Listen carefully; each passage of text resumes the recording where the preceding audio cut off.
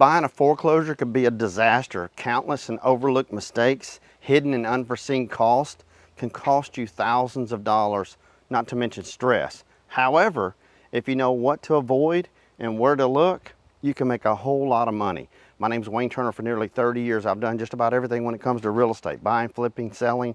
I've sold thousands of properties and helped a lot of people purchase properties. I'm going to show you in this video exactly what to do, how to do it, and how to avoid the costly mistakes, 13 if you will, when it comes to buying any kind of distressed property. Now, before you jump in and avoid any mistakes, you got to find a property, right? So you go to findmyforeclosure.com. Findmyforeclosure.com gives you access to short sales, tax sales, bankruptcy sales, foreclosures, you name it.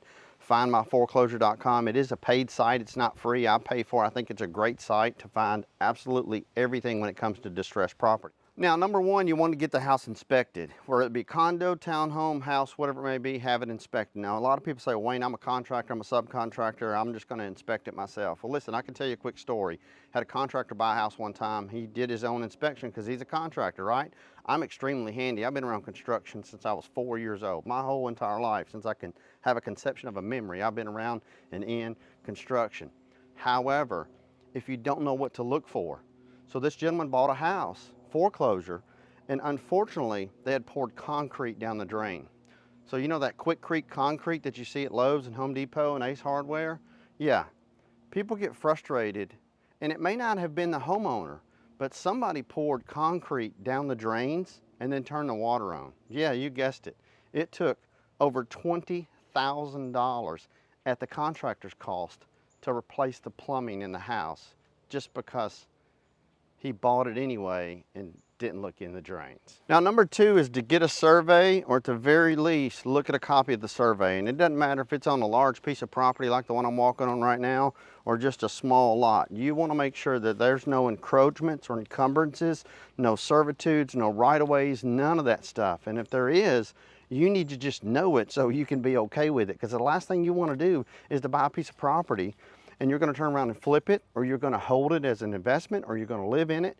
Irregardless, you don't want somebody coming and knocking on the door, or all of a sudden you see them, why are they coming down my driveway? Well, they've got a shared driveway because there's a servitude, or they've got an easement to go across your property to get to their property. So either get a survey or find a recent recorded survey so you know that you know that you know that what's going on with that property, you're okay with it before you purchase it. All right, number three is talk to the neighbors. I can't tell you enough how helpful it is to talk to the neighbors. Get out, walk around, ask the neighbors, has there ever had a tree fall on the property? Is it ever flooded? Is there anything that could go wrong, should go wrong, that has gone wrong with the neighborhood or anything like that? Because the neighbor will gladly tell you, yeah, that house got 2 foot of water last month, or yeah, there was a tree that fell on that house, or yeah, it got struck by lightning twice. You just want to know that stuff, and it's free information. So before you purchase not just a distressed property or a foreclosure property, it's always a good idea just to kind of get out, walk the neighborhood, and ask neighbors what they think about the property and why they thought the person was selling it. All right, number four is flood zones. You need to make sure that if that property's in a flood zone, you're okay with it being in a flood zone, and has it ever flooded? So you just need to know that. And there's flood zones A, B, C, and X. If you're in flood zone A, that's the most likely for it to flood. If you're in flood zone X, that's the least likely for it to flood. Now, if you're in flood zone X, flood insurance is not required by a mortgage lender or a bank. If you're in flood zone B or C, it's not required. But if you're in flood zone A and you get a loan, that mortgage lender that loans you the money on that asset, that structure, that house, whatever it may be, they're going to require that flood insurance be on that property. And it can be into the thousands of dollars. And you may be okay with it. Maybe you're buying this fixer-upper or foreclosure, whatever it may be, and you're thinking, well, that's no big deal. I'm only going to have it for 6 weeks. You always have to think about resale, because you need to get a quote on that property and what it's going to cost, because that can make or break whether or not somebody buys it sooner better than later, and it costs you a whole lot of money in holding cost. All right, number five is insurance claims. You can actually call your homeowner's insurance, or an insurance company, if you will, and ask them, has there ever been a claim filed on that property? Believe it or not, they can see if there's been claims filed on that property. Maybe the house has been struck by lightning 3 times, or maybe it's had a tree fall on it. You just need to know that stuff up front, because it gets extremely challenging and difficult to find that stuff out when the bank owns the property. Because you have to understand, When a property is sold by the bank, banks are exempt from filling out the property condition disclosure form because they've never resided in the property. They've basically taken the property back from the person that used to live in it. As a result, you don't know anything about it, the age of the roof, the water heater, any of that stuff. That's why it's so important to get a home inspection. It's also important to make sure you get insurance quotes and make sure there hasn't been tremendous amount of claims on the property, because that can make or break the next person that comes along to insure that property. All right, number 6 is check that thing for mold. You gotta check the property for mold if you remotely smell any kind of moisture in the house itself. You have to understand that many properties that are foreclosures, distressed properties, they've been sitting for a while. And it's not just they hadn't been on the market for a while, it's just oftentimes from the time the bank takes the property back, from the time it actually gets on the market, can be anywhere from 6 months to a year. As a result, the house sits dormant, meaning that they winterize it so the pipes won't freeze in the winter months, but they don't do anything whatsoever as far as turning on electricity or any of that. So that's why when you walk into a house and it's a foreclosure, it kind of smells musty.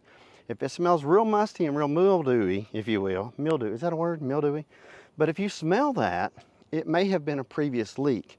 So it's not a bad idea to get it actually inspected. There's companies that come out, they put these machines around the house, and literally within a couple of hours, they take that data, they send it off to be tested. Within 3 days, they'll tell you if mold is in the house, if mildew's in the house, and then how much of it is in the house. And most importantly, the highest point in the home of where it's coming from, so you can know, okay, I have to address it or I'm not buying this house.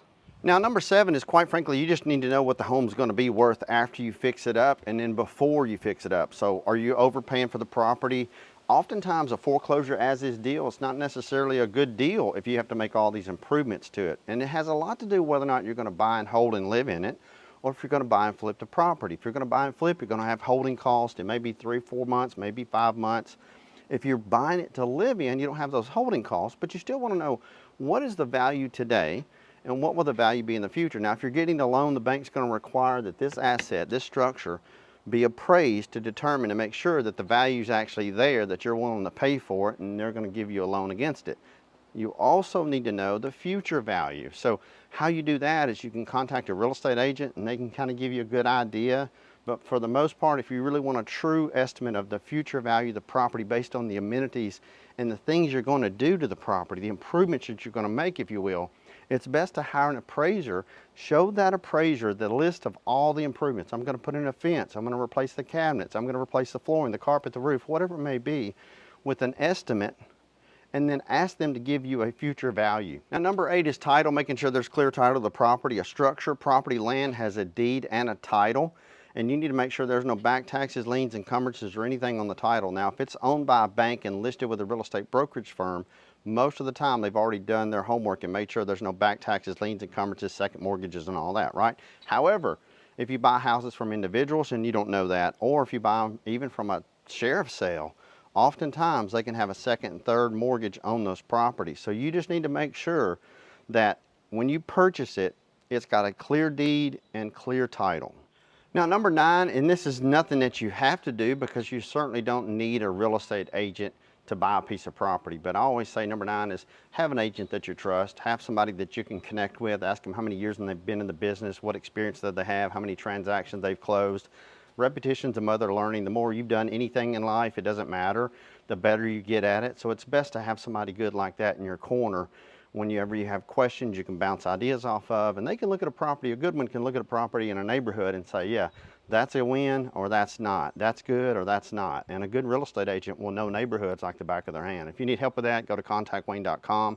We can connect you with an agent in your area. Now, number 10, quite simply, is overpaying for the property. You don't want to get too emotionally connected or attached to the property. And believe it or not, it's easier said than done, especially when you have multiple offers on the property. And listen, if you like these videos, give me a thumbs up, leave a comment. It helps me produce more videos like this because I just quite frankly need to know what people need to know about. I've been doing this for 30 years and I love teaching and sharing with people. You don't want to get too emotionally involved when it comes to the price. It doesn't matter if you're buying and flipping, holding, investment, you're going to live in it. You just want to make sure you don't overpay for the property. And I always tell people, Don't be afraid to make an offer. The answer is always no unless you ask. But it's so easy to get tied up or caught up in them if there's multiple offer situations, because they'll put a house on the market and they'll say, all the bids make your highest and best on this before this date, right? And you just put your highest and best foot forward and say, look, this is what I'm willing to give, and that's it. Because you'd be surprised. I've seen people buy houses and then they've overpaid and they didn't make their money when they bought. They lost their money when they bought. Now, number 11 is don't get too fancy. You got to look at your budget, and you don't want to overspend. You have to ask yourself, what's the neighborhood look like? What fixtures can I put in that property? Can I get away with carpet in the bedrooms, or should I just do a luxury vinyl? Can I do slate in the bathroom, or do I just need to do a travertine? Or can I get away with just tile? So you have to look at that, and don't get so caught up. Once again, it's kind of emotional because you think, I just want to make this the best house it can be. And you make it to your standards, and your standards may be higher than others, and you end up overspending for that property. Now, number 11 is you don't want to get too fancy with the fixtures or anything as far as improvements to the property, because when you start looking at plumbing and lighting and cabinets and flooring, all of that stuff starts to add up.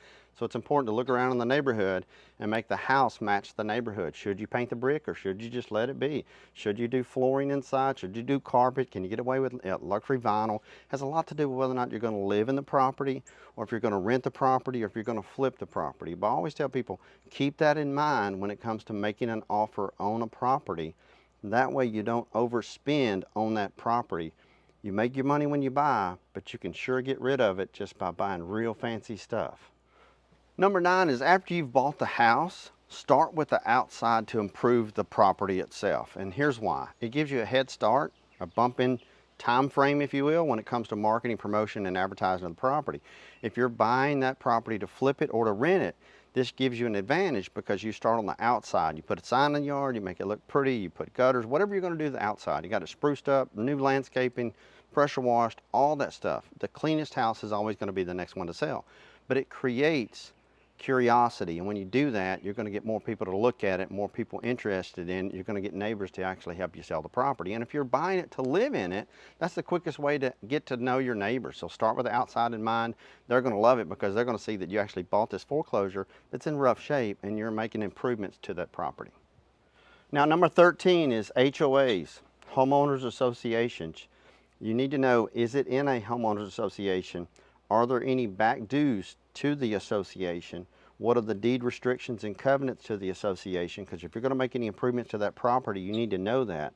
Believe it or not, there's a lot of that stuff in the deed restrictions, and you don't want somebody knocking on your door saying, hey, you can't paint the house that color. You also want to make sure there's no special assessments. Oftentimes, a lot of townhomes, condos, if they've had to replace all the roof, there's not enough money in the budget, they'll do a special assessment, and you'll have to pay more for the next 2 to 3 months, or maybe even a year. You just don't want to get stuck holding the bag that's not budgeted, and you certainly don't want to have something kind of over your head, if you will, when it comes to selling that property, because now you got to transfer that special assessment, if you will, onto the next buyer, and that just rubs people the wrong way. So listen, that's the 13. Finding, buying, fixing foreclosures, distressed properties. Go to findmyforeclosure.com. Give us a thumbs up if you like this video. Leave me a comment. Until next time, make it a great day.